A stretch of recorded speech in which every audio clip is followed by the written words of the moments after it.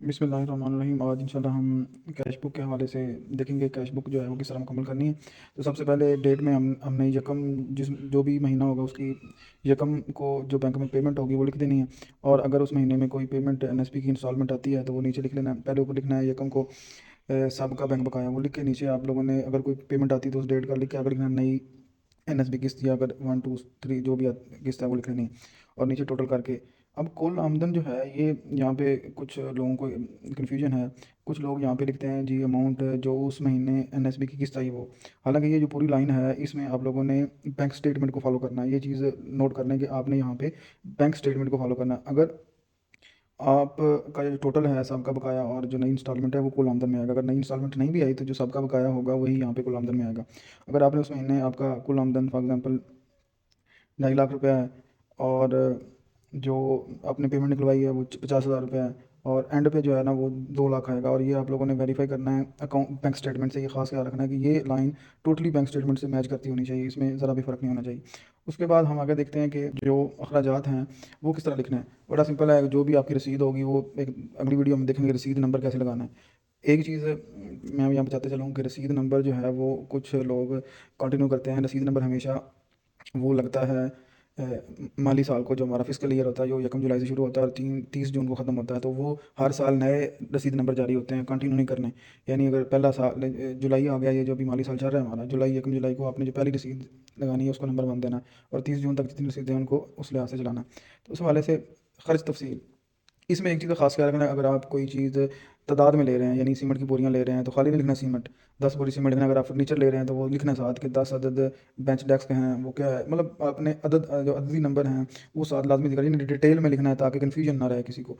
वो तफसील से चीज़ जो है वो लिख देनी ताकि वो क्लैरिटी हो। अगर कोई चीज़ अकाउंटेबल है तो उसकी काउंटिंग साथ लाजमी लिखनी है कि ये चीज़ इतनी तादाद में ली गई है ताकि चेक करने वाले के लिए आसानी हो। आगे पेमेंट जो है वो नकद दी है या चेक में दी। एक चीज़ का खास ख्याल रखें, एनएसबी रूल के अकॉर्डिंग आपने 10,000 से बड़ी रकम जो होती है वो आपने बाई चेक पे करनी होती है। ये प्रायोरिटी दें, मतलब ज़रूरी नहीं है कि हार्ड एंड फास्ट करनी ही करनी है, लेकिन ये कहा गया है एनएसबी के मैनुअल में कि आप 10,000 से जो बड़ी रकम है उसको बाई चेक पे करने की कोशिश करें।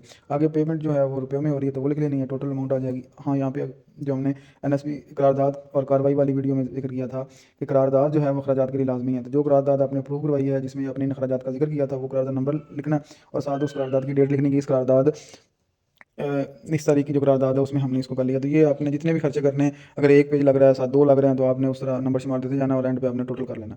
उसके आगे जो है वो लास्ट पे नीचे आ जाता है। ये देख लें ज़रा इसमें गुज़श्ता बकाया, ये जो नीचे वाली लाइन है ये टोटली जो है वो पैटी कैश से मुतल्लिक है यानी नकद रकम जो है ये उन रजिस्टर्स के अंदर है जो कंपोजिट होते हैं जिसमें करारदाद कार्रवाई सारा कुछ है। एक मार्केट में कैश बुक ऐसी मिलती है जो सेपरेट है जिसमें सिर्फ कैश बुक ही होती है, उसमें कार्रवाई करारदाद वगैरह नहीं होती। उसका एक जो पेज है राइट साइड पे उसके जो नीचे लिखा होता है चीज़ें वो टोटली बैंक रिलेटेड है, बैंक स्टेटमेंट से रिलेटेड है। वो भी आपको मैं अक्सर दिखा देता हूँ। और जो दूसरा पेज होता है जिसमें हमने अखराजात लिखने होते हैं, आमदन वाला पेज जो है राइट पेज, वो उस पे हमने बैंक को फॉलो करना होता है, बैंक स्टेटमेंट को जिस तरह हमने ऊपर जिक्र किया था। और जो नीचे वाला अगला पेज होता है लेफ्ट वाला जो प्रॉपर कैश बुक है उसकी बात कर रहा हूँ, उसमें हमने टोटल पैटी कैश जिस तरह यहाँ पे लिखा हुआ है कि ये गुज़श्ता बकाया आप लोगों ने बैंक का नहीं लिखना है। जहाँ पे पैटी कैश आना, अगर आपके पास नगद रकम है जो बच गई है, कोशिश तो करनी है कि पैटी कैश हो ही ना, हर महीने उतने पैसे निकलवाएं जितने लग चुके हैं।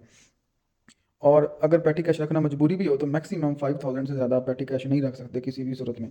तो जितनी ज़रूरत हो उतने पैसे निकलवा लें और उसके बाद काम करवाएं। पेटी कैश हर किसी सूरत में नहीं रखना।